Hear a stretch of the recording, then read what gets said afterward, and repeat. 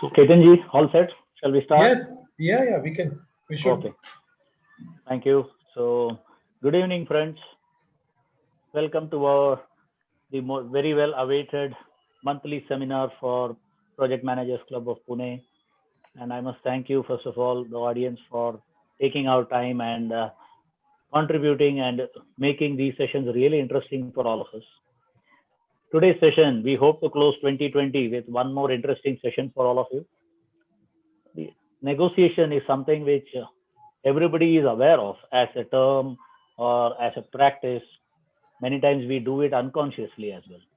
So we negotiate with our family, we negotiate with in our business life, we negotiate with our social circles. What is it all about? And we do see sometimes that, oh, we ended up on the losing side, or I pulled a fast one on the other guy. So what is this all about? Win-win. So the idea here is to learn from our expert, Mr. Ketan Gandhi, about how to make it equitable and make it a win-win proposition for both the parties. It should not be somebody taking advantage of the other. That doesn't leave a good taste at the end of the day. So the objective here is to hear your views, participate actively, and contribute to the session.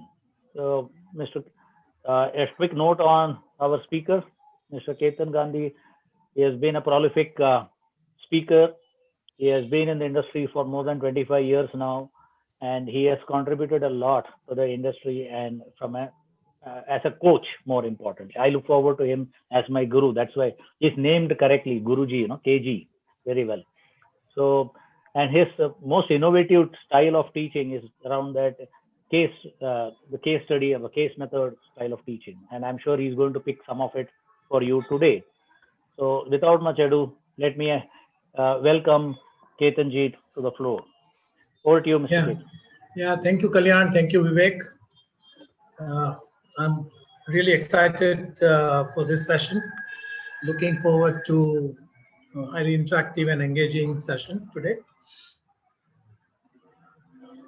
Yes. Okay, so let me just ask you. Sorry to interrupt, Ketanji. Yeah, one quick thing. You wanted to share some, what do you say, do's and don'ts for today, which is different from the normal way what you're going to do.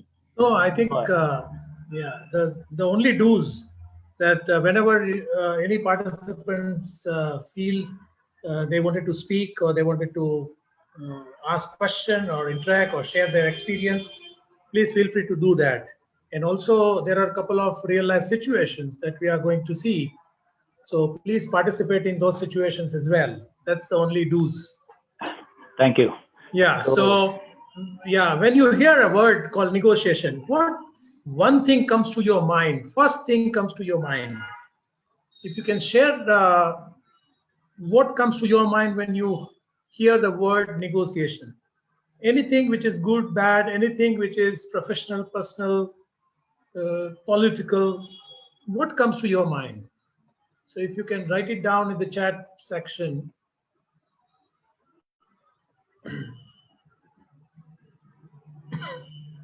Okay, quality. Okay, there is when you hear the word called negotiation, then it's a commercial aspect of transaction. Okay. Yeah, anybody else? Give and take. Okay, interesting. Okay.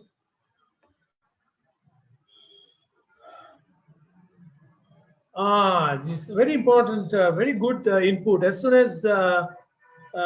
Lalit says, as soon as he hears negotiation, think of an unhappy party on one side and probably happy party on other side.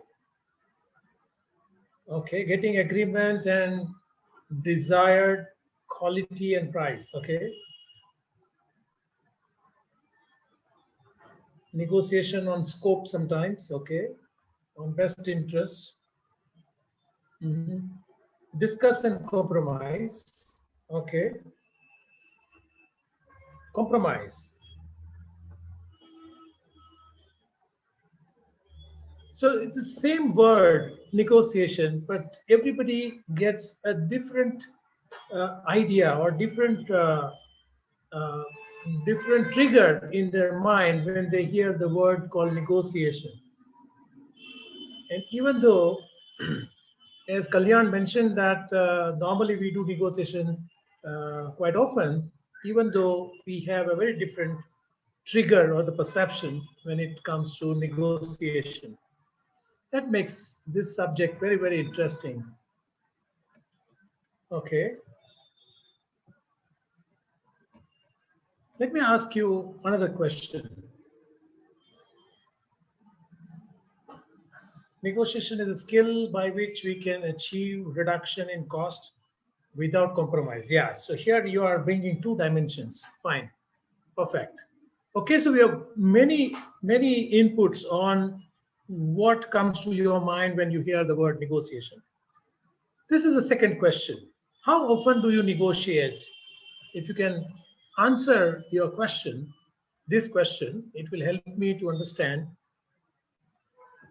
how frequent you negotiate. Very often, okay. Every day, often, okay.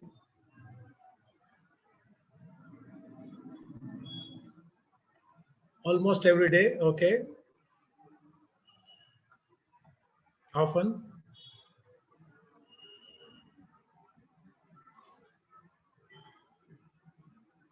At very moments, okay.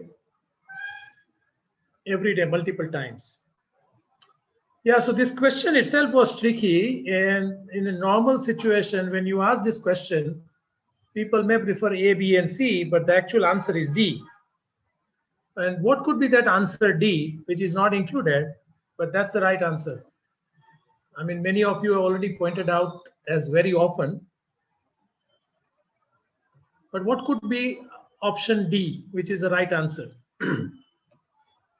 And that answer is all the time. If we are not sleeping, we are negotiating. It's as simple as that. And that's why this particular topic and this particular skills is extremely important for all of us to be aware about and to practice as much as we can, so that we can every day we can become a good negotiator. There's nothing like perfect negotiator or the best negotiator, but every day we enter into or we take part into negotiation, and every day with our experience we become better and better. Okay, so let's see this case study. Let me see how you respond if you are part of this situation. I hope you are able to read this slide. Your friend is waiting at your home, and you come from office at 9 o'clock, and your friend says, let's go out for a dinner. And your friend suggests a restaurant to you. Unfortunately, you don't enjoy that restaurant. What will you do? And what will be the impact? What will you tell your friend? And what will be the impact of what you will say? Obviously, there are a couple of choices, couple of answers. You say, yes, let's go. You say, no, I don't enjoy that restaurant. I don't want to go. Or you may find some other reason. If you happen to be in this situation, you suggest another restaurant. Okay. Now, please also include what will be the impact on your friend when you suggest another restaurant. Your friend may say yes, but your friend also may say no. And your friend may say, no, I would like to go to this restaurant only. So that also may happen.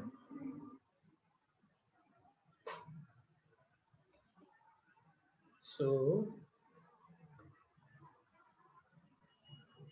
that's nice restaurant, but I would like to try a different one. Okay. Another response is, the response depends on your relationship. Yeah, I mean, let us not go into the degree of friendship, but when you say the person is your friend and the friend is waiting for you at home, we can assume that, yeah, must be a close friend. and your friend is also telling you that let's go for a dinner. So you have that level of relationship. Okay, so when you suggest another restaurant, what will happen? What do you think your friend's response will be? Okay, there is one interesting response that if you say yes, if you are paying, then I am okay with you going to that restaurant. Okay, that's very interesting response. Okay, so there is a response, and Mr. Kariappa says that I negotiate. Okay, so would you like to unmute and negotiate, and what will you say? Mr. Kariappa, if you would like to unmute and that we'll discuss the restaurants according to our choice. Like the both of us agree to the restaurant that we are going, and then we'll decide. Okay. So you will suggest an alternative, but there could be two responses from your friend. Your friend may agree and your friend may disagree. If your friend agrees, then matter ends, you go to another place. But if your friend disagrees, what will you do? What will be your next step? I'll place the choices forward. Yeah, so okay. that we both agree. Okay. So yeah, so a negotiation ends when both agrees actually. So but negotiation continues if there is still a disagreement. Either you disagree or your friend disagree, or they have a different choice. There's another response called will provide a feedback as why it is not a good restaurant and would suggest another one. Okay. There's another response, you say, no, I don't want to go out. Maybe you may also give any excuse that, okay, I was in that restaurant a couple of days ago, so I want to try something else. You will explain benefit of other restaurant, okay, regarding hygiene and offers, etc., etc. Okay. Okay, very interesting. Yeah, very interesting responses. And this in this case study, the situation continued, and the friend insisted on going into that particular restaurant. So the next level of discussion happens, and your friend said that you choose the restaurant the last time. We went out for a dinner, so it's my turn now to choose this time. And as a good friend, you should agree with me. What will you say now? You tried to convince your friend to go to a different restaurant, but your friend is not ready. What will you say now? If you can unmute and speak, that's fine.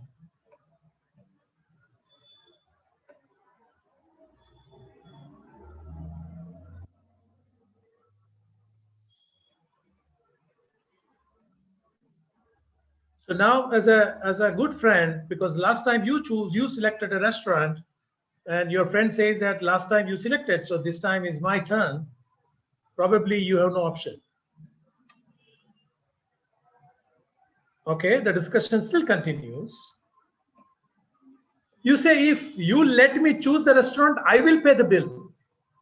It was an opposite response to one of the response which came, that if you are paying the bill, then we can go to your choice. Here you are saying that I will pay the bill if you allow me to choose the restaurant. And even though you are putting this proposal, your friend remains firm and refuses to go to another restaurant. And he says that, hey buddy, I was hoping you would go to my favorite restaurant. It would make me so happy. Now what? What would you say? What do you think? What would have happened in this situation now?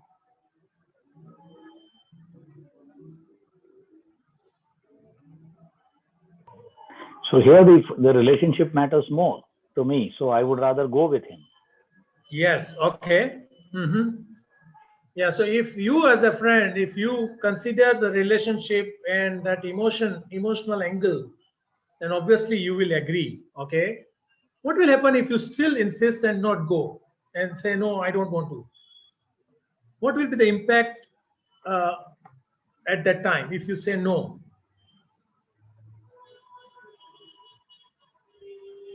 Okay, so here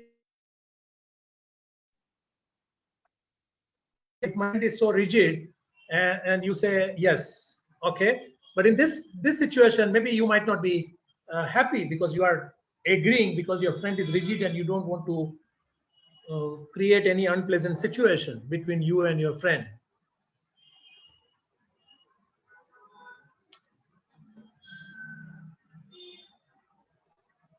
Yeah, he might get hurt. Okay, so this time you say yes, okay, last time you came with me. Now, did you observe that both friends, even though it is a very common situation of about deciding which place to go for a dinner, they were applying negotiation tactics? Okay, there's another response. If he is a friend, he should understand and agree with you that you do not want to go to restaurant of his choice. Yeah, but the same thing, your friend also might say that if you are a friend, then you should agree with a restaurant of my choice as well. So there is no one answer, one right answer for this, because both friend can perceive and put forth a similar argument. So did you observe that both friends were applying negotiation tactics? Yes. Yeah. And that's what happens, that we might feel that we are negotiating or we are going for a negotiation meeting only when there is a buying and selling kind of situation in the industry. And that's where we recognize the situation and we pay more attention towards a negotiation situation. But actually, negotiation is everywhere. Everything in life is negotiated under all conditions, at all time, in personal life, in professional life, and throughout the life, at any age of the person. That means that this particular topic, we must pay more attention to this topic because we are doing it all the time. And we are, as Kalyan also said, that we are doing it consciously or unconsciously. So better we are well prepared and better we are good negotiator, and we focus on a win-win outcome, and we prepare for the negotiation irrespective of whether it is a personal situation or a professional situation or a business situation. That's why this topic we selected for this particular month of the seminar, that this can be applied to project situation as well. Let's just revise the few terminologies. What's negotiation? And when can we say there is a negotiation? So negotiation requires two or more parties or two or more people. There has to be back and forth communication. The purpose of this communication is to reach an agreement. And very important is, when you reach an agreement, you make sure that no party is disintegrated, or both the parties are intact and both parties are positive, both parties are happy. Then we can say this is a negotiation. There could be two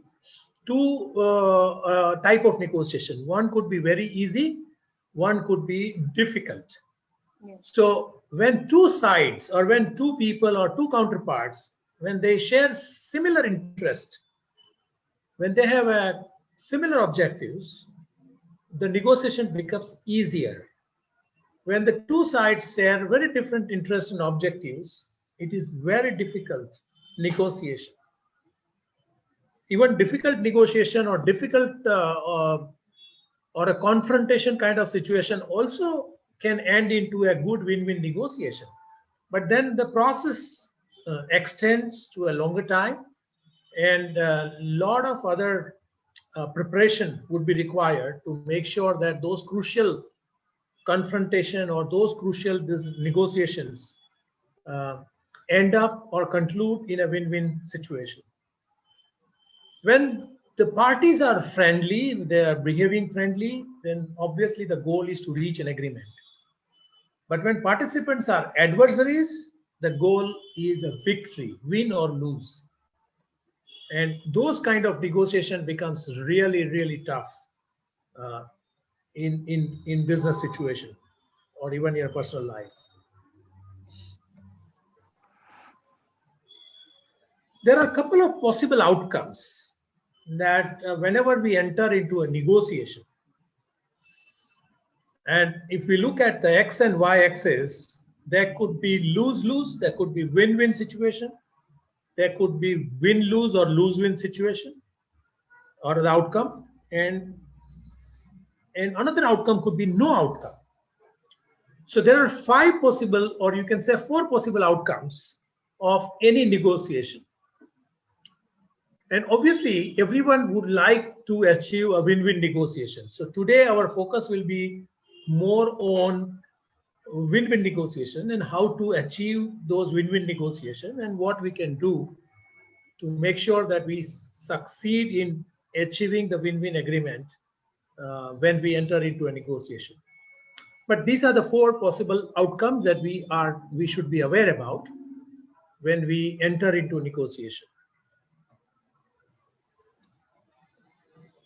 So win-win negotiation is also called as an integrative negotiation in few of the literature and the books if you read. The focus is about cooperation, and this can be achieved if we share information with all the parties who are involved in negotiation. This win-win outcome require higher degree of trust among the participants. The focus of this win-win negotiation would be long-term relationship. The focus is always a long-term. And when we focus on a long-term, maybe we agree or we compromise or we allow some few concessions as well when we are drafting an agreement, because our focus is more on a long-term relationship. The focus is again on a mutual problem solving, not just our problem, not just their problem, but it's a mutual problem solving, and the decision would always be a joint decision rather than one side taking a decision. When we look at win-win negotiations, then both parties are positive. Both parties walk away feeling a happiness, feeling that they have achieved something which has a value for them. It's always a future focused, and many times the focus is or concern is to maximize the outcome rather than just sharing what is there as part of the pie. It's to increase the pie, to increase the size of the pie, so that both parties will have a better outcome, or both parties gain a lot after the negotiation. So when we reach to these kind of outcome, then we can say, yes, we have achieved the win-win outcome in the negotiation. Now, based on my interaction with few of the company executives and during our consulting assignments, one of the major point came as a feedback from the managers. That was about they were not aware about the negotiation style, their own negotiation style or their counterparts' negotiation style. Even though they knew, the basics of negotiation skills and the knowledge about negotiation process, etc., etc. This particular topic was one of the major feedback that we would like to know our negotiation style, and we would also like to understand the negotiation style of our counterpart.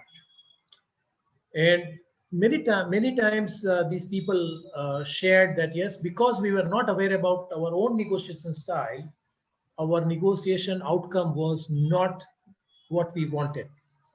But of course, due to compulsion, due to some other consideration, they had to agree on purchase, buy and sell agreements, especially in the industrial context. So let me ask you, how many of you are aware about your own negotiation style? And if you are aware about it, please just mention that what is your negotiation style. This will help us to understand the type of personalities that we have in this program, and then accordingly you can also contribute when we discuss. So the purpose is just a research, and purpose is just to be aware about your negotiation style.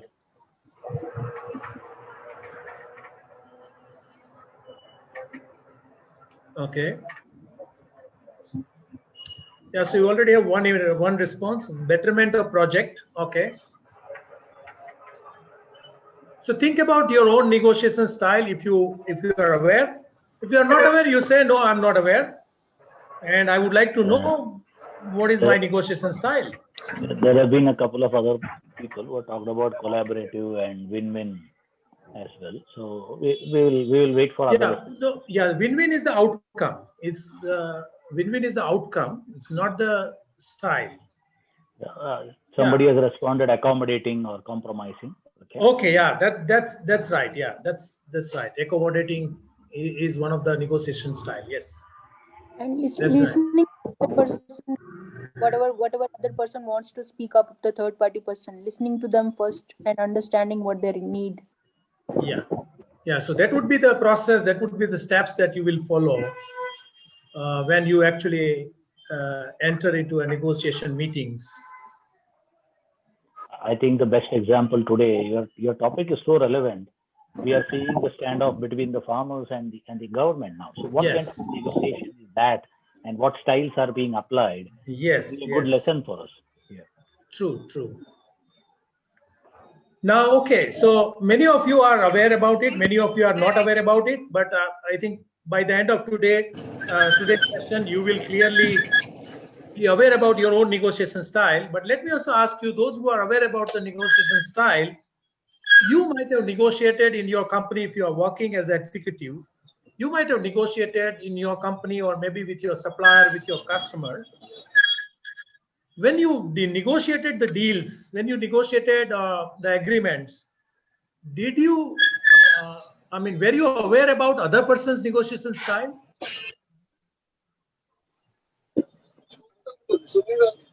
You negotiated, you achieved win-win outcome, that's fine. But the purpose is just to know that whether you had the awareness of the other person's negotiation style as well. Okay, yeah, collaborative, assertive, okay. Understanding the persona of a person, different person. Pardon?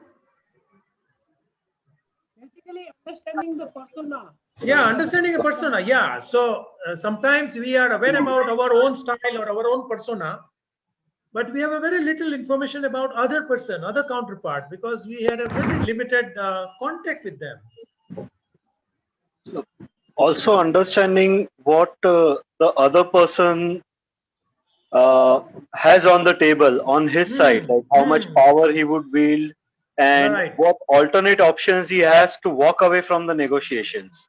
Yeah, so those are additional information that would be required. That will change your tactics also, like how you want to deal with him. If that person is on a weaker ground, you would use assertive style. If he's on a higher ground, you would try to persuade him, plead with him, reason out with him. Okay, we will discuss this particular very important point you brought, that if the person is on defensive side, you will become assertive. That's what you said, right?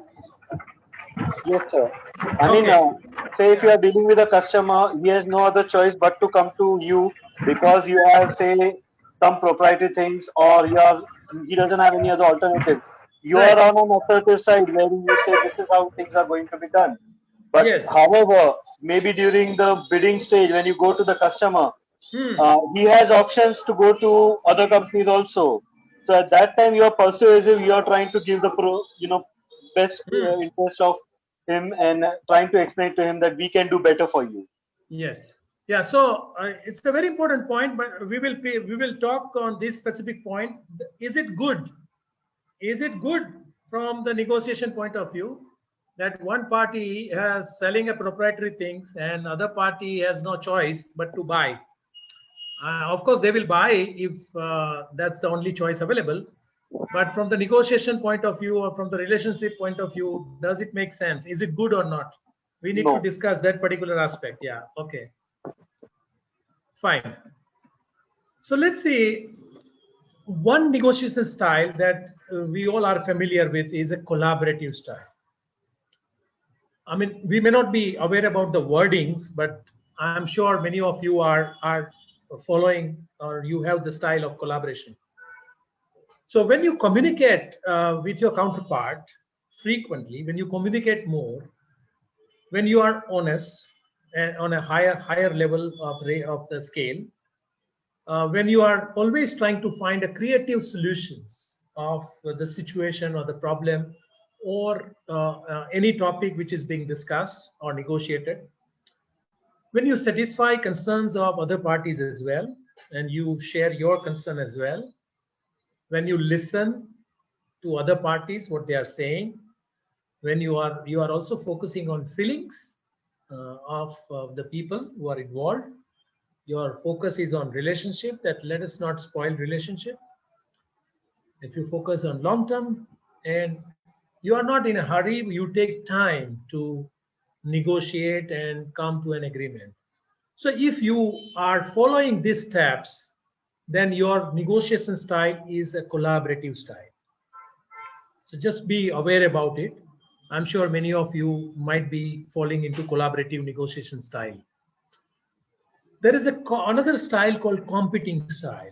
And here the person is more assertive. Sometimes you may feel that the person is very aggressive as well.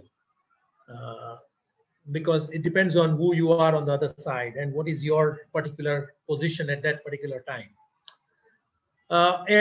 Here the person is always focusing on deals and results. You know, the focus on this particular agreement and the outcome and the results and the deal, not focusing much on the other person, not focusing on the people. The people who follow competing style, they are self-confident, they are assertive, they often become aggressive depending on the situation. They are also impatient sometimes, and they are always trying to dominate the situation. They try to dominate the negotiation meetings. And if any one of you might have been in the sales profile, many times when the purchase general manager or some big large corporation is on other side, you might have seen that they are trying to dominate the situation. The relationship for them becomes secondary. They are always focusing on outcome and the results. And the important criteria to understand whether the person has a competing style or not is they have a strong need to win. So they are always focused on winning, winning, and winning, not looking at other person, not looking at that if I win and if other person is not winning, then there could be some kind of dissatisfaction. Even though there is an agreement, even though there is a deal, even though buying selling agreement is happening, but the other party is not happy internally. Yeah. Yes, Mr. Akash, would you like to? So in this case, isn't the goal of every party in the negotiation to focus on winning? Like I have to safeguard interests of my company, even if I'm losing, or even if I'm on doing something wrong. Okay. Because and even the general manager, as you said, he is trying to safeguard the interests of his company or his side. Yeah. Even though he knows he's wrong or he knows that he may be unfair to the counterpart, but he's trying to safeguard the ultimate interest of a company wherein he has no choice. Even if he knows it, he'll still be like continue the same way, because that's what I've seen many times. Correct. So what happens when this kind of situation happens? Obviously, one party wins, then other party might lose. Because if both party wins, then both parties are happy. Then there are no problems. But when one party wins, as you mentioned rightly, that it happened many times, and you experience this situation. In that case, it is not good for the company. Maybe at that particular time, maybe from the individual performance point of view, the purchase manager might say, I reduce the cost 5%, or I achieved the deal, I negotiated, or I reduced the price, or I expedited the delivery terms, etc., etc., or I asked, I increased the credit period, for example. But it is always not a good when other party is, at a disadvantage. But if you, as a purchase manager, if you are thinking about winning for your company, but you are also equally thinking about winning of your supplier, then you are a collaborative, then your style is collaborative. But if you are only thinking about your company, your achievement, then on the long term, it is not a good sign. In the long term, you are not establishing a good relationship, and it will impact the company in a longer term, because supplier may agree to supply this particular purchase order, but they are not willing to do a partnership with you for a longer term. So it's, yeah, many times people in that particular situation, they win contract, they win that particular negotiation meeting, but on a longer term they are losing. They are not because today you are in a power position, tomorrow you need a material and your supplier might say, no, I will not supply, I will not meet your emergency requirement. But if the relationship is there between the two parties, and the relationship will be always based on the past transactions. So in the past transaction, if both parties have thought about win-win of both parties, then you have excellent relationship and there would not be any issues. But if any one of the party, whether they are supplier or whether they are customer, any one of the party often exhibited a competing style, maybe at that particular negotiation meeting they might have won, or they might have got success for their company, but it's not good on a longer term. Another style of negotiation is analytical style. So here the person is more focused on information and the data and the facts. Person is looking at timely and accurate information. The person is more logical. Person is highly organized, very, very cautious approach, that something should not, some wrong thing should not happen, or the decision should not be taken in a short time. So analytical style person always takes longer time to take a decision, especially in the buying and selling, especially on the large value contracts or large value purchase decisions. And the analytical person will always try to seek the middle ground, because if there is a problem between the two, buyer and seller, or the problem between the two people on any one issue, the analytical person will always look at the facts, data, information, and try to say, okay, let us come to a middle ground and let us close this deal. But here the decision making is always based on the information, based on the facts, based on the analysis that the person has done, and it always takes a lot of time when you work with these kind of people on the other side. There are a couple of people you might have met them, who follow avoiding negotiation style. I mean, negotiation style which can be called as avoiding. So they prefer to avoid creating tension. They are neutral. They leave responsibility on their counterpart, that okay, you decide whatever price you feel comfortable, you place it in, put it in purchase order, please release the purchase order. They don't pursue their own interests. They are ready for self-sacrifice, and they are apprehensive. Often you will see micro enterprise people, when they are dealing with a very large corporation, and when they are getting an order from those large corporations, many times they just sacrifice on many things. They agree on a delivery schedule, they agree on a target price of the customer, and you will see this often happening, and many people are following this avoiding style. There is one accommodating style where here you are focusing more on relationship. You are less focusing on a substance of the agreement.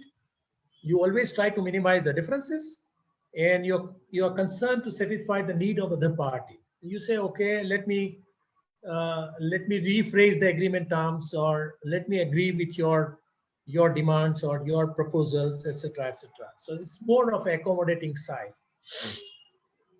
So these are the 5 styles normally you will see as your own style, or maybe your counterpart style. Now you know what is your negotiation style. I'm sure now, looking at this characteristic, you can always do self-assessment, and now you know what is your negotiation style. So if you know your negotiation style now, please just write it down. Yes, that yes, you are aware about it. Now you can define, or you can speak. What is your negotiation style? Yes. Okay. Hello, sir. Yeah. I mean, yes. Yes. Sir, hello, sir. My name is Kunal, sir. Sir, my negotiation style is Yes, Kunal. avoiding. Sir, my negotiation style is avoiding, sir. Hmm. Sir, my question is that, sir, Yeah.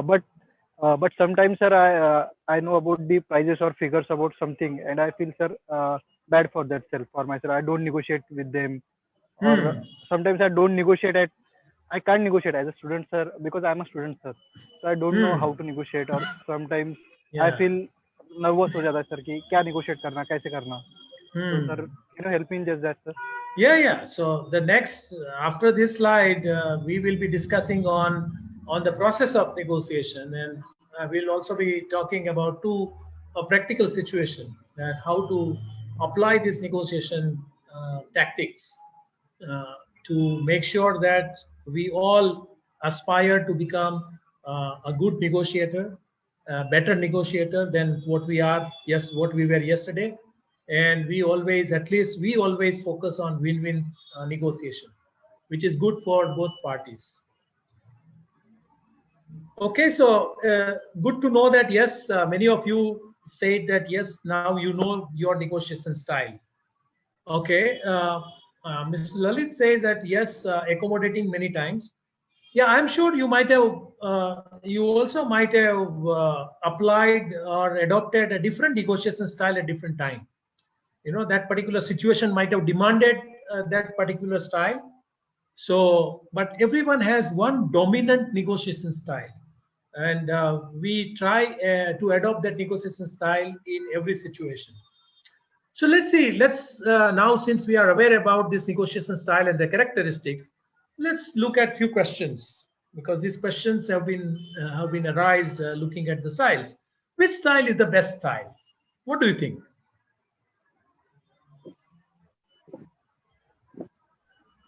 Accommodating. I think analytical, or the one we can say it's competitive, so that it's a win-win situation for both of us. Okay. Yeah. So Mr. Lalit says situation dependent. Okay. Collaborative. Yeah. Collaborative. But if we have to select one out of these 5, then obviously collaborative will always be ranking as a top priority, because here the focus is holistic. With the collaborative style, the focus is on win-win on both sides.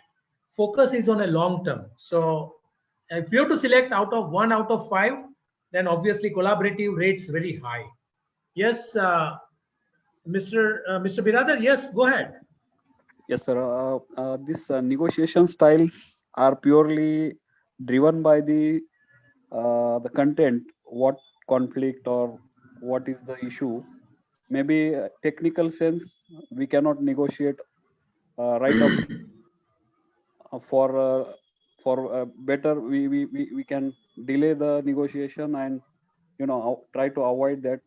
It's purely driven by the situation. Means always it could not be accommodation or maybe avoiding. Yeah, you are right. See, every negotiation situation might be different, but the problem is when any individual has a dominant negotiation style, the individual is trying to use the same negotiation style in those situations, and that's where the problem arises. Yeah, it has to be selective, it has to be situation dependent. Yes, but we are so much driven by that particular situation, or the circumstances, or the pressure that we might have as part of the job profile or the targets, and we are not able to adapt to the right style, and that is what is the problem happening. Otherwise, this knowledge is not difficult to get it, but it's about how to apply this knowledge in the real life situation. And that's where we see that all the negotiations are not a win-win negotiation. Even though we see agreement, even though we see hundreds of millions of buying and selling agreements are signed every day, but if you really ask the supplier that, do you enjoy supplying your components to this company, they say no, but we have no option. We have no other customer, large customer, so we are doing it. That's not the right long-term relationship between the two organizations. So we have to think about these aspects as well. Now the question is, which style should be adopted? And that's where what you said is perfect. That we should adopt the style depending on the situation, because it's not good idea to adopt the same style at all the time. Yes, Mr. Akash, go ahead. So my other thing is, when we say win-win, it is mainly going at the face value. See, I might negotiate something with the customer wherein I feel that it's a win for me, that okay, I was able, and I'm saying, like, I accommodated a lot of his requests. I feel that it's a win for me. I managed to accommodate his request, and I am able to deliver something to him within the specified time, cost, period, everything else. But the customer may still have some bias ki, no, I didn't win it. So how do you define this win-win? On the face value, he might be like, okay, it's good, let's conclude the contract and everything.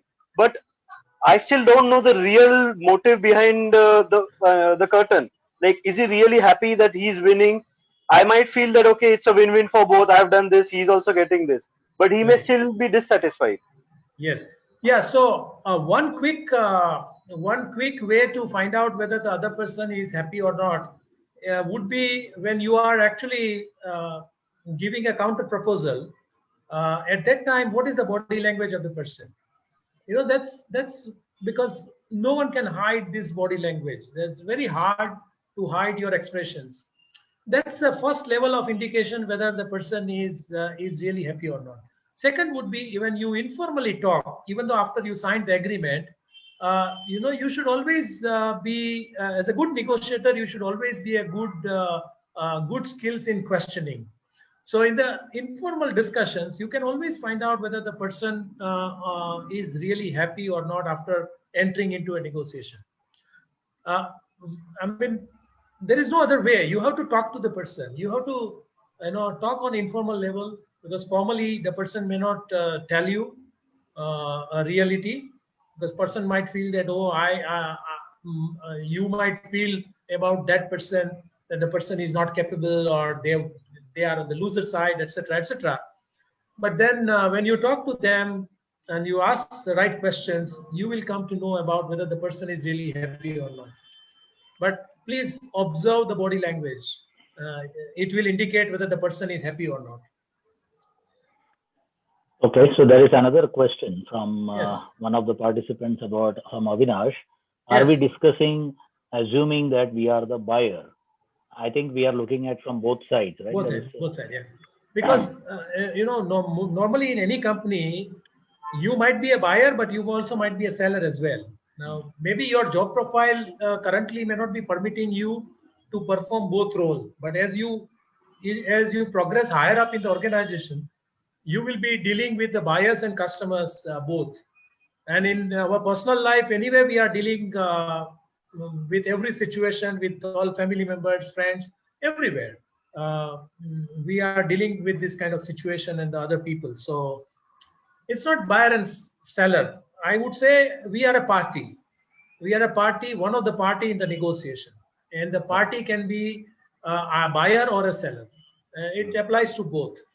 And both buyer and seller both should have this awareness and understanding about the different styles of negotiation. Then only they will be able to adapt to the right style of negotiation. Now, if there's another question, is if both parties are of different negotiation style, what happens? And this was also came up in the earlier discussion that if I have assertive style and if other person has submissive or not so assertive style, will it be good? What do you think? If both parties are of different negotiation style, what happens?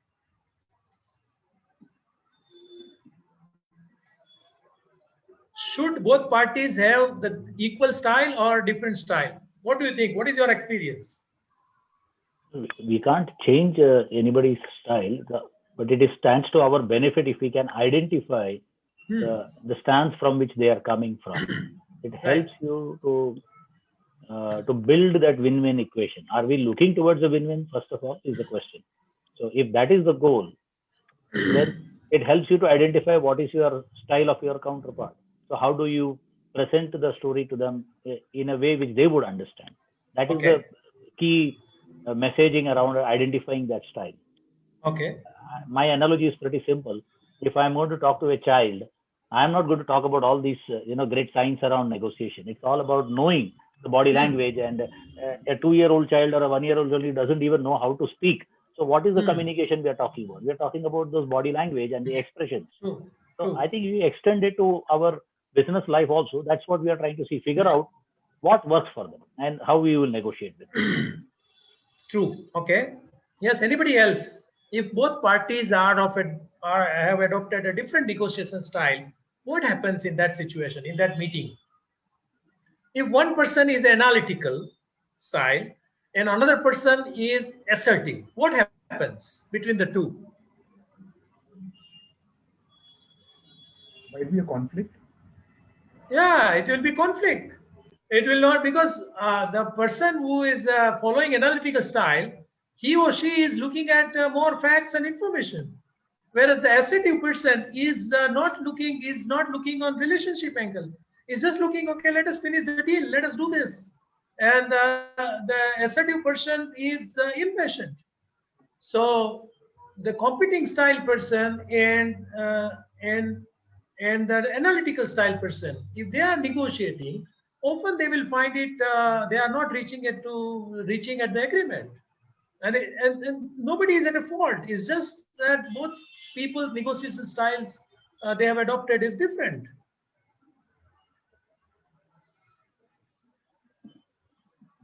So it is good. I mean, yeah, as Kalyan has pointed out, that we cannot change other party's negotiation style. But if we know that what other party's negotiation style is, maybe we can change our own approach towards the situation. So let's say I am a collaborative style person in negotiation. But if on the other side, if the purchase manager or the CEO is analytical, then my proposal to them, my presentation, my discussion will always be more on the facts and information and the numbers, etc. So my negotiation style is still collaborative, but I have just adopted the particular situation, and I have adopted the style that the other person is really looking forward to. So what is common ground? Common ground is if either other person adjusts to me or I adjust to other person, then only we will have an exchange of information and the communication happening. Otherwise, it will be very difficult to reach to or to do a communication when both people are of a different are adopting a different style. Yes, yes, Shivali is right. Understanding other party is very, very important. Understanding other person's negotiation style itself is very important, because it will give you a lot of input for how to prepare for that particular negotiation meeting. That is very important, because in real life we get 1 or 2 chance to negotiate with the company, because they have many suppliers.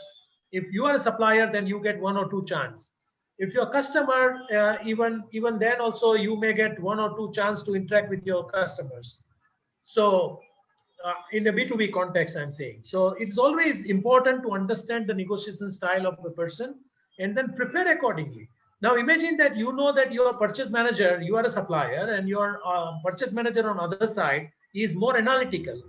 I mean, you go with all the preparation, you go with all the data, you go with all the case studies, you go with all your other customers' performance reports, and then the meeting becomes very, very easy for you, because then you are able to share all the information upfront, and the purchase manager would be happy because his or her requirements, as far as information is concerned, as far as fact is concerned, you are able to fulfill. I think you can change it around also, like from somebody is interested to know the buyer standpoint. So the same thing works for the buyer also. If they are well equipped with the information of the sellers, they rank them, they collect the data, and then they challenge them accordingly, and from an analytical perspective.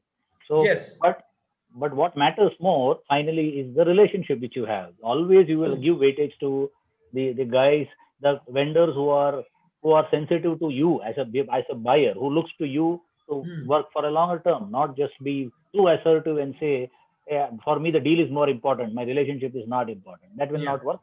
You as a buyer also may not take it that. For you, somebody is going to be stand with you as a supplier. The reliability of the supplier also matters more for you over a longer term. So those are factors which, just adding for somebody who was interested to know how the buyer would react to these situations. Yeah, true. Thanks.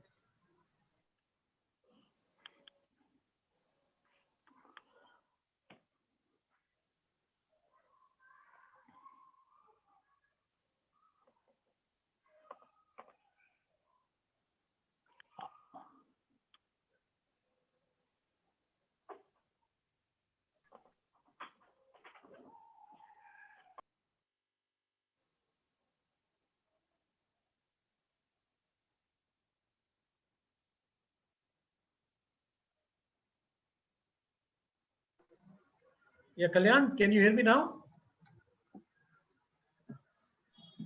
Yes, we can hear you. Yeah, because it was muting frequently. So, okay.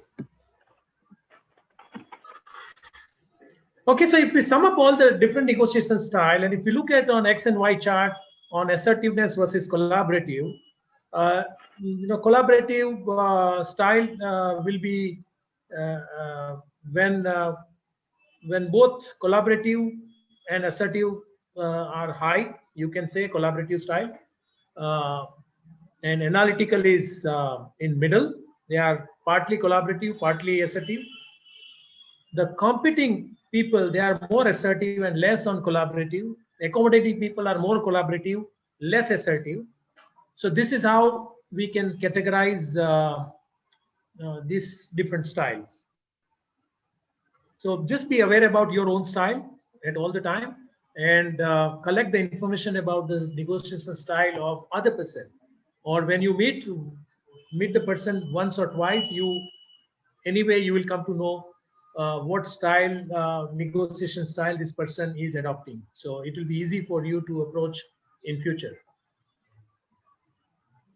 Okay, so how do we achieve win-win negotiation? And here, first of all, our approach itself, our thinking, our attitude, before we approach a company or before we, as a buyer or seller, we must orient ourselves to a win-win approach.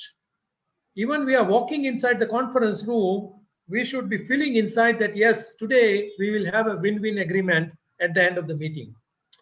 Irrespective of any of the previous communication or situation, we must approach the meeting with the win-win mindset. Good negotiation outcome or win-win outcome require planning, preparation. So prepare, plan well, have a real concrete strategy in place when you approach a negotiation meeting. Be clear what's important to you in that particular deal and why. It's very, very important, because then in that situation, if you might have to give concessions, you know whether you can give this concession or not.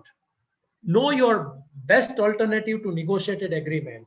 This is very, very important aspect. And many times we are not prepared we don't know what is our best alternative to negotiated agreement, and we might end up into a win-lose situation. We will see one example of how to find out what is the best alternative to negotiated agreement on both sides. We should focus on interest, not on people or the position the people take. We should think about more options, more possibilities for mutual benefits. Our attention should be on the flow of negotiation. Okay, there is a question. I want to know what type of purchase order will you relate to win-win negotiation? Okay, fixed price type.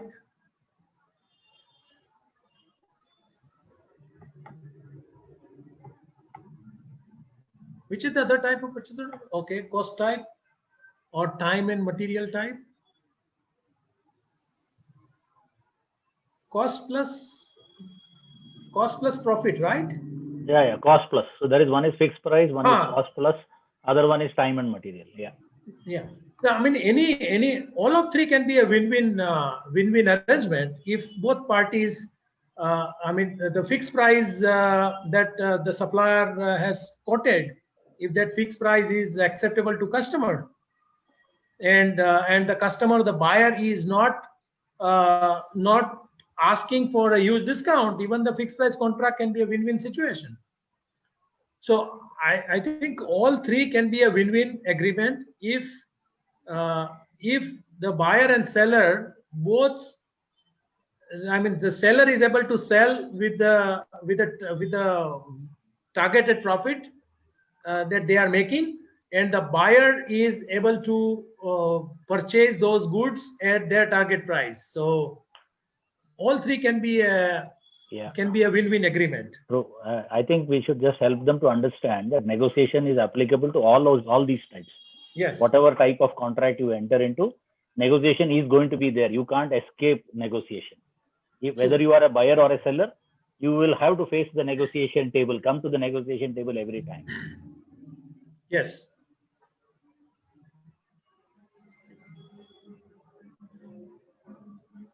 Yeah, but in let's say a fixed price contract, you have signed a fixed price contract, and after 3 months, there's some raw material price has changed, but you have already agreed for a fixed price for 1 year, for example. What will happen to the supplier? Because there is a contract, so buyer can say, we have assigned a contract for 1 year, and you have agreed for a fixed price, so we cannot increase any price. Now here, if the buyer is saying like this is not a win-win situation. But if buyer say, yes, I agree, the raw material price has gone up, and I agree, and I will change the fixed price that we negotiated 3 months ago. In that case, this is a win-win situation. Cost plus profit is always good, because then you are sharing your cost with your buyer, and buyer is also aware about the cost, and whatever cost increase will happen, automatically it will be taken care, and you agree on a profit percentage. So it is always good. Here, the price increase or decrease both, you will not have to renegotiate the contracts. Another requirement for win-win is the listening carefully and asking more questions. It's very, very important. But in real life situation, when we are into negotiation meetings, often as a supplier, we don't ask too many questions, but customers may ask many questions. And because there are 3-4 people on the other side of the table, it is sometimes very, very difficult to listen carefully what everyone is saying. So this particular aspect needs to be taken care, because if we listen carefully, we understand their position, we understand their interest, and we are able to better handle the situational issues that might come in the negotiation meeting. I think I have some input on the last point. Yes, please. So when we worked with one of the aerospace client in Europe, and we used to go for this SOWs or multiple contracts negotiation, their feedback, one of the feedback in our annual meeting was that, you see, the Indian vendors do not come back asking the questions.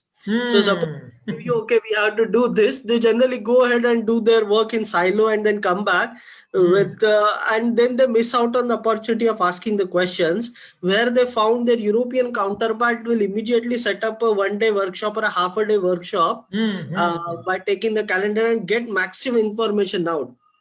Whereas it's nature, maybe because the Indian vendors are more ready to be flexible in terms of their approach. Even on the contract also, our terms and condition is like one page, where the European people have their contracts of 4-page only terms and conditions of the SOW. So that was another feedback. So even though we listen carefully, the ask more part comes very rarely with the Indian vendors. This is the feedback. Yeah, absolutely. You have raised a very good point, and that's where we should not feel shy about asking questions. We should not assume anything, and we should ask and we should clarify whatever comes to our mind. Because asking more will always help, because other person also will appreciate, and you will not assume anything, and then later on you will not regret. Okay, the process is negotiation is very simple. It's there is two part. One is a during negotiation meeting, and one is a before negotiation meeting. Before negotiation, it's all about preparation and planning, and during negotiation, it's about clarification, bargain, agreement, and then later on action in reality. So, as far as process is concerned, both stages, before meeting and during the meeting, both are very critical. In fact, the most critical would be the before you enter into a meeting. Because if you are well prepared, if your planning is extremely good, then you will not face more difficulties or problems when you are into a negotiation meeting. But if you have not done this particular aspect well, you might face a lot of challenges during the meeting, and then you might have to buy more time. That I will come back to you later on. And then many times we miss the opportunity to, as a seller, we might lose the opportunity to get a contract. So it's very important to prepare and plan well.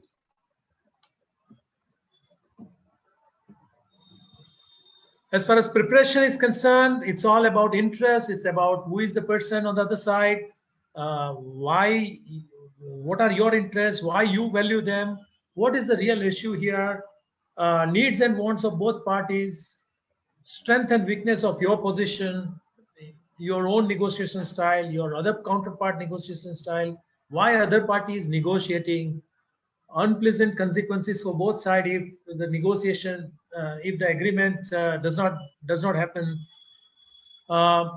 If you succeed in signing the agreement, who else might be affected? So these are all questions that we need to ask and prepare ourselves before we actually approach a meeting.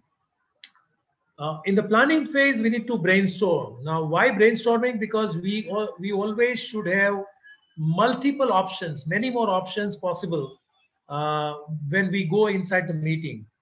We need to be more creative, because we never know when the deadlock happens in the meeting.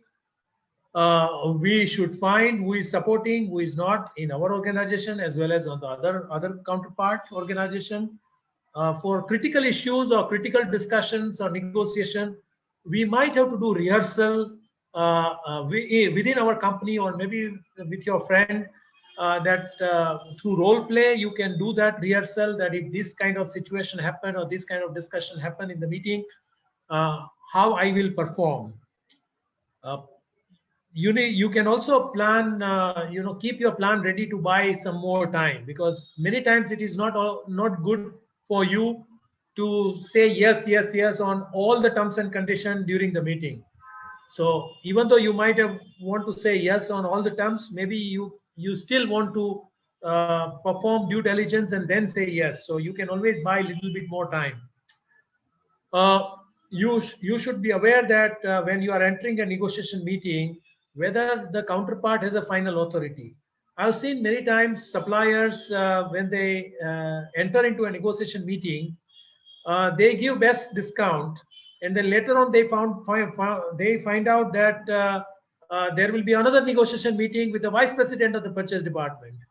So there again, some more discount will be always asked. So we should be aware whether the person, either on the buyer side or the seller side, whether the person has the authority to sign the agreement, and whether this will be a last negotiation meeting. Then we should also be aware about the time limits.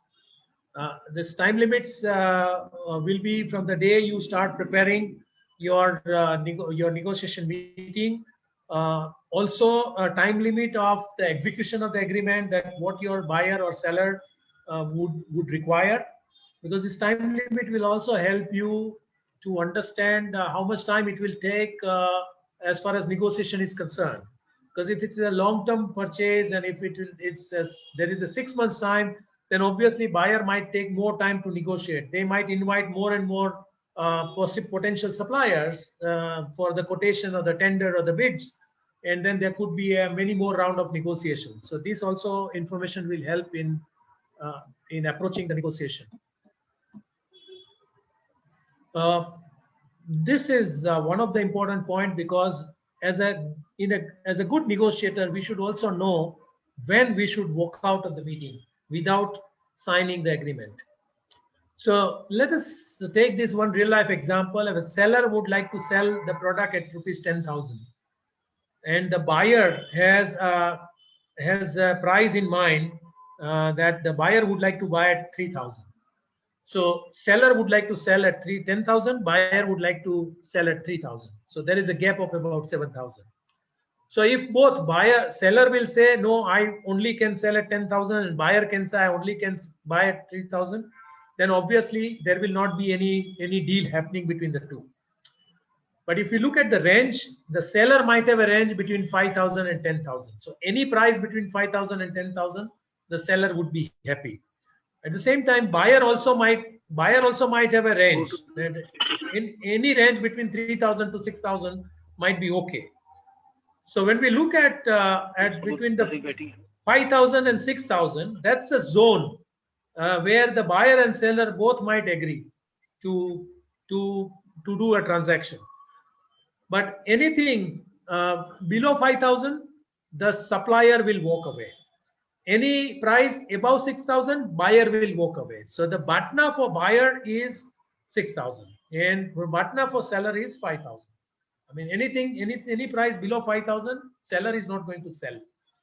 So when these limits, as a buyer, if you know that the seller will not sell less than 5,000, then obviously you will continue negotiating, and you will negotiate for 5,000, because you know seller is going to sell at 5,000. Similarly, if you are a seller and if you know buyer might be ready to purchase at 6,000, maybe you will not sell it. You will not give a counter proposal as 5,000, but you will say 6,000 is my last proposal. So this is the way, if buyer and seller both are aware about it, there could be a better zone of possible agreements. But we must know which points we should not signing in the agreement, and we should be comfortably walking away. If we have this awareness, we will not end up into signing a contract which is not good for us. During meeting also is a very, very critical, because we only get 1 or 2 chance for a meeting to discuss and negotiate on the contract, and often the negotiation is more on the price and less on a few other aspects.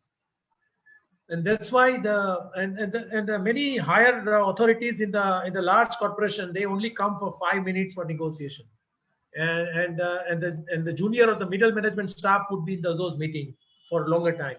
So it's always important to understand what will happen in the meeting, what can possibly happen in the meeting, and how should we prepare. So we should be listing main points, that these are the points we must discuss. We should allow counterpart to speak as much as he or she can, rather than we are speaking too much. So let them speak. We understand. We listen carefully. When your counterpart is speaking, don't interrupt. Let the person speak, and you will learn more when the counterpart is speaking more. But when counterpart is asking you question, obviously you will have to speak a lot. That's what the counterpart, your counterpart also will be looking at you, that you are also speaking a lot. You need to synthesize the information that you hear and also use it during the meeting. And you can always restate what you heard. So you can always rephrase or restate that this is what I heard. Have I heard correctly? Have I understood correctly? So during the meeting, don't leave anything to assumption, and clarify whatever you want to clarify before you sign an agreement. Don't assume. Take notes. Take permission that yes, I will be making notes of the meeting. You can also record the conversation if other party agrees. Always have an objective criteria. If there is any personal attack, redirect those attacks or discussion on the problem rather than on a person. And these kind of personal attacks normally happen with the internal meeting in the company, when there is a complaints or when there is a rejection or the quality issues or delivery failure. There could be a personal attack among the managers. So there you can always redirect the point on the problem rather than the person. Be prepared to walk away. Be aware about your partner. And once you are coming out of the negotiation and you have not heard anything from the other party, you can always indicate a deadline that if I don't hear by this time, I will assume that this opportunity is closed, or this price is acceptable, or whatever is the matter that you are negotiating. Because you cannot leave it open-ended that when your other counterpart will respond to you. There should be equal opportunity of presentation to both sides. Let both sides present their case or highlight the key points.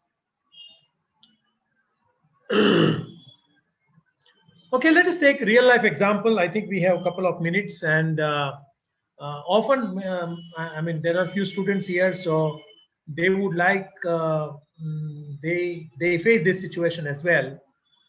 So let's say you might have ended up into a situation where after several rounds of interviews, the employer or manager asks you a question: what is your current salary? And what is your expected salary? And many times they say, we can offer you only this much. So how will you handle this situation? That will make a major difference as outcome. What do you think? I'm sure many of you would have been in this situation in the past, or many of you might, when you change your job in future, you will face the similar situation. How can we apply the learnings of the previous couple of slides about preparation and planning and into our negotiation discussion with the recruitment manager? What we should do? Can I? Yes, please go ahead. Sir, when we get the offer of any new opportunity, first of all, and they ask about our expectation about the salary. Then suppose we are getting X and our expectation is Y. Then we should convince the HR manager that what value addition I will be doing to them. Sure. And even if they say we can offer you this, but of course we can always request them that this is what my expectation is, and when this is justified by the value addition which I will be doing to your company.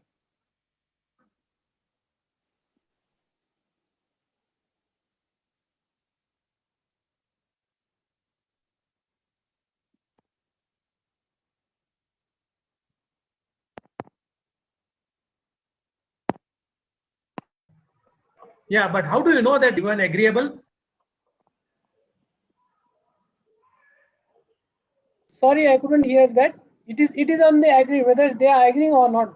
Yeah, no. So see, you are getting X salary. That's what you said, right? Yes. Now you say I want 20% increase in my salary. Correct. And they agree that yes, okay, we'll give you 20%. Will you be happy? But that our expectation will always be depending on the what the industry standard and what I am expecting. Like I can't expect Correct. them to give what my expectation. Like everybody will No, want no. You have done some planning, some research, study. and you decided 20% increase. Okay. Correct. So you are giving 20%, but I mean, if you could have asked for 30%, you could have got 30%. So how do you know whether 20% is a good salary increase? Better actually, sir, in this situation, better that we should ask them, sir, as per the company standard, as per my job profile and my experience to, and what is your view and what is like, we should first of all let them tell them that how much they are going to offer to us rather than we comment on our expectation to them. Right. Okay. So that could be one strategy. Okay. Any other strategy can be followed? I'm looking for more inputs on this. Can I say something? Yes, yes, please. Yeah.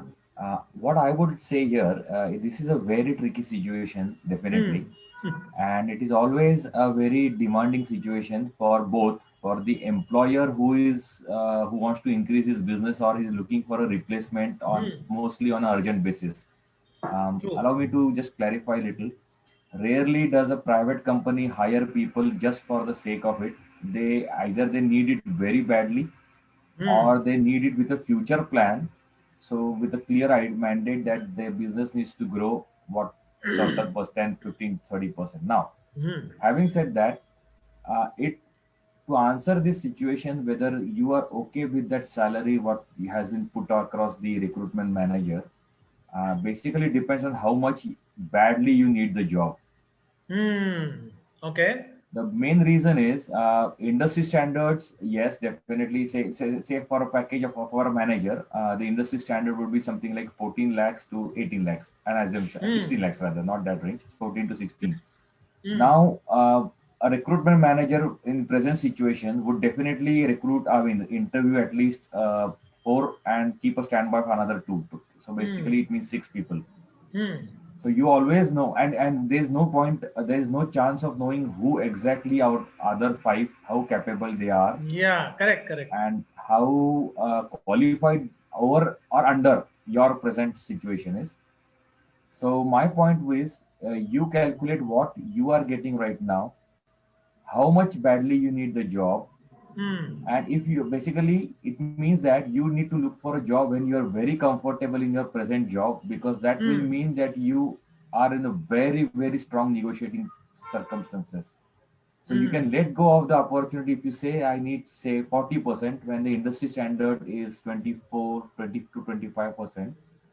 Then you stand a very good chance of negotiating very strongly and firmly. Okay. And even if your 40% is not accepted, you might, or maybe you can negotiate, come down to 35%, but it doesn't meet, then you are very safe to let go of your position. Okay. So I would say the prime thing is industry standard. Yes, it matters. Your current salary, definitely it has to have some increment over and above that, definitely. But whether you should stick to that, all other rules, open rules and circumstances and norms is determined by your severity of how much you need the job. Yes. Okay. So now, even if you need a job badly, what should be your approach in the meeting? No. Because if the other counterpart, recruitment manager, you need a job badly, for the same position, the recruitment manager might say, I offer only 12 lakh and let me know. And then if you need a job badly, you will say, yes, I agree. So is it a win-win outcome? Is it a win-lose outcome? What do you think? No, definitely not. So that's exactly where the when we do a stock market trading, just allow me to clarify here. There is an upper limit and there is a lower limit. Right. The upper limit, what they call as resistance, lower limit is what they call as support. So you should not go below the support level. Right. Because you go with a sulky face, let's say they offer you 12 lakhs, where your present or any other equivalent job might offer you 13.5. So what from day one you are going with a very disappointed and sulky face. Right. And rather than getting a better opportunity in 2 years' time, you end up frustrating yourself for another 2 years or 1 year. Yes. So yes, there is a lower limit which you cannot break, but the upper limit and whether expectations. What I would say in this situation is this: okay, I am settling for definitely not 12 lakhs, because if the industry standard is 14, then I am settling for 13. But in the next 6 months to 1 year, depending on my performance, if I should make it a point to make them agree that say a yearly appraisal, the next year you will be compensating for this 14, sorry, balance of 1 lakhs, and the next year's appraisal will be done on the basis of 14. Okay. Yeah, so that could be another terms and condition you can add. Okay, any other input? Good evening. Can I say something, sir? Yes, please go ahead. Thank you, sir. I think we need to understand that BATNA, like Yes. the range. Yeah, we need to Your understand BATNA that. and the company's recruitment BATNA as well. Of course, yes. And then we can negotiate. Yes, so that's you, right. So this requires a lot of preparation. So yes, so even if you are looking for a job from the student to a first time job, or maybe a change of a job, it is always good to prepare well. Yes, sir. True. And the steps for preparing for salary, because many of the people wanted this particular aspect, preparation is required. Find out your market worth, and there are many ways you can do that. Find out the potential salary range of the job that you applied. Calculate your current CTC, because nowadays every company is talking about CTC only. Yes, sir. And along with this, also please, for a middle management people or a senior management people, also look at what stage of your career you are. Yes, and whether that particular position or that particular profile or whether that particular salary you should be agreeing or not is very, very important criteria that many people miss when they are badly seeking for a change. List your motivations and reasons for applying or a change of job. These also aspects needs to be taken care, and more time should be spent on this. Keep supplementary material ready to demonstrate your skills, your accomplishment, and anything that justifies your expectations. It will always be, I mean, if you are prepared and if you are ready with all the information, maybe you will get a higher range, higher level of that range that the recruitment manager can offer.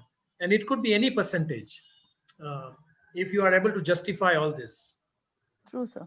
So, but along with that, can we consider situational factors also? We need to understand that, like, what is the situation in the market, whether we are going, it is like situation in the of the economy, a lot of other things, like what we call that uncontrollable factors. Like, yes, we need everything to will be that. everything will be part of your preparation. True, and sir. after analyzing all external environment and your own situation, your own career related dimensions, your aspirations, etc., your motivations, why you are changing a job. Because let's say you are changing a job because you are dissatisfied in your current company for some reason, and maybe your new job also will have the same reason, even though your salary is increased by 20% or 30%, but those reasons still remain. In that case, you will not be happy again in the new company. So it's always better to do this preparation. Yes, sir. Okay, there are many many people during performance appraisal, they always wanted to have a best performance appraisal, ABC. If there are ABC criteria, then reach A. Nowadays, companies are following this bell curve, and they force people to categorize into ABC or D also. So there are a couple of situations that the people are facing when they prepare well for the negotiation meetings for salary increase or performance appraisal for a face-to-face review. They are preparing well for the face-to-face review session. They prepare all the questions that might come from their manager or the HR.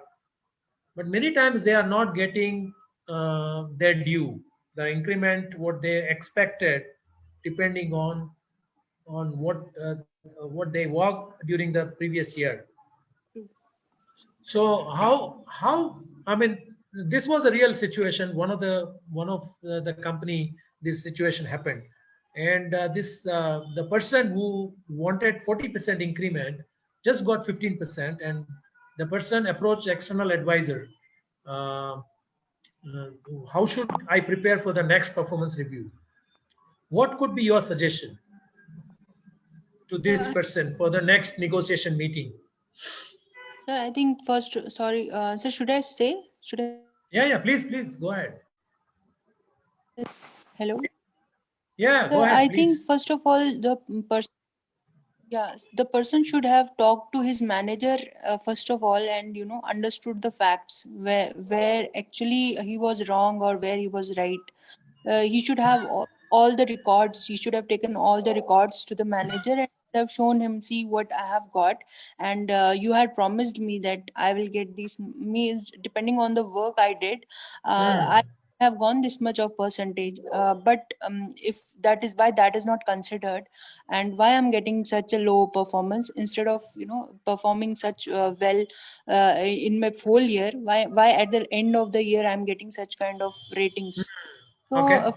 have discussed with his own manager, understood the facts, and then she should have gone to the external advisor or somebody else.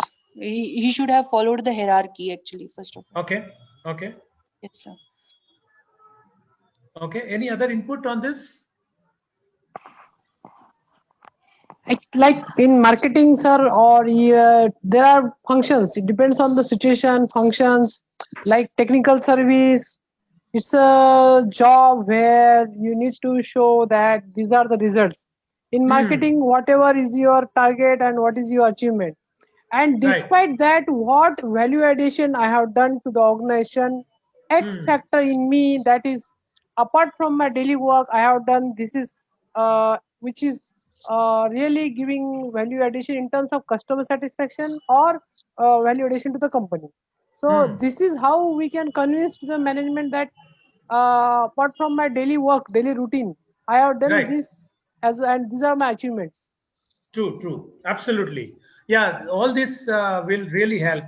My question in this situation is: should a person start for a negotiation meeting 1 month ago for performance review, or 1 week ago? What should be the time frame that the person should be looking at to prepare for the next performance review negotiation? Sir, I think once we have done this meeting, then maybe if my performance appraisal meeting, next performance appraisal meeting, maybe after 6 months, so I need to start from today. Like I need to identify my key areas, like that is key responsibility areas. I need to set my own targets and then achievements. So absolutely, once you have done your first meeting, and then you need to prepare for the next meeting. Yeah, so we should understand that the negotiation is a continuous process. There is no start and end. It's a continuous process. And as far as employees are concerned, the negotiation, they have to prepare before 1 year for the next performance review. Similarly, for buyer and seller, negotiation starts not in the negotiation meeting, but from the day the first letter for inquiry or email for inquiry is received, and the first information of the company profile is sent, that from that day onwards the negotiation has started, formally or informally. So if we keep these points in mind, maybe we will improve our approach to negotiation and we will have a better outcome. Yes. Yeah, so the three critical elements is the last point that I would like to share, and then if there are any other questions we can take up. Just taking 2-3 minutes more than our expected concluding time. For a good negotiation, critical elements are three critical elements: time, information, and the power.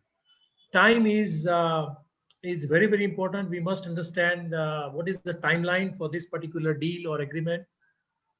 The information is itself is a power. Information has a lot of power. More information we have, more information our counterparts will have, it will always be good for a win-win outcome. And the power is is not good or bad. Power comes naturally to buyer and seller, or maybe employee and manager.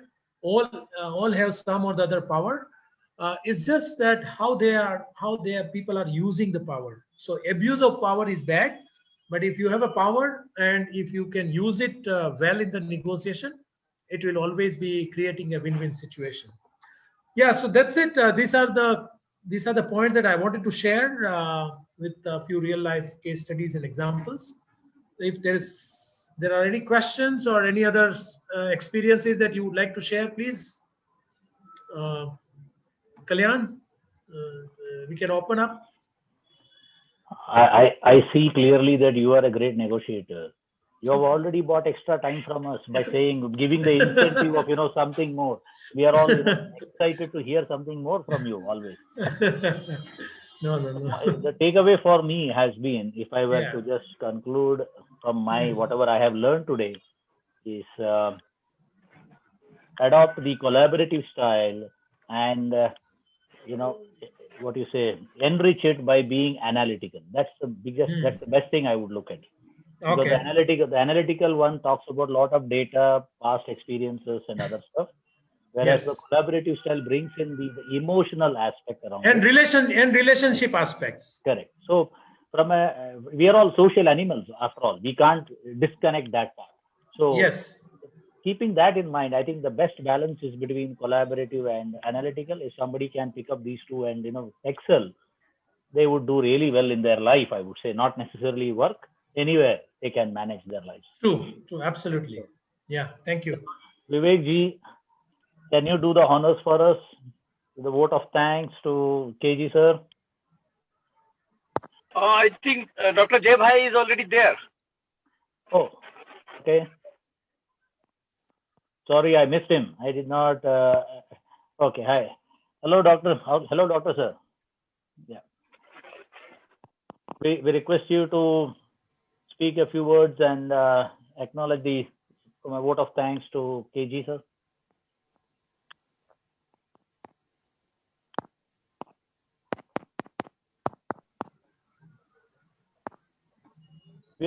We can't hear you, sir.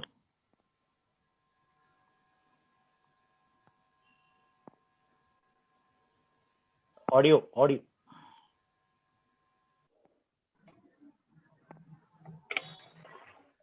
Yeah. Hello. Yeah. Yes, we can hear you now. Okay, sir. Thank you. Good evening to all, and it's my pleasure to give vote of thanks for this program. And really, it was a wonderful session delivered by Ketan Gandhi sir. We are hearing him at different occasions, but today's session, win-win negotiation, excellent way he has presented with all his experiences and the transparency what he shared. So I think, sir, all the participants, they have liked it, and also they contributed their experiences, and you also shared that real life situations of interviews and how to negotiate while asking for increase in salaries and all. So it will be beneficial to all the students who are participating, as well as the employees who are taking part as a project managers, and the engineers who are as a part of our organization. So really thank you. I joined late, sir, due to some college work, so I am sorry for that. But it was excellent session. So thank you, sir. Thank you to all, and look for all of you in the UAP. Maybe when we start physically meeting, so maybe January or so, once this new year comes, it will be really interesting to meet all of you and all participants who will be coming and joining the sessions for our this monthly seminars. Okay. Thank you, sir. We definitely look forward to it, because as I said, we want to meet and greet each other and interact. Definitely, that would be there. And some questions, standard questions around presentations will be mailed. Yes, it would be available. The recordings would be made available to all the participants. Please give us a week. Please bear with us. Definitely we will send it out. And before we sign off, I'm sure all of you have been praying that 2020 comes to a smooth end. And Yes. what better way than to negotiate life the way our sir has taught us now. So let's negotiate it in a better way, come out Yes. win in a winning situation, and hope to look forward to all of you next year, the same next month session. Thanks to all of you once again. Happy Christmas to all, and please join a WhatsApp group of Project Managers Club of Pune and also the Facebook group if you get an opportunity. Please join the groups and also contribute.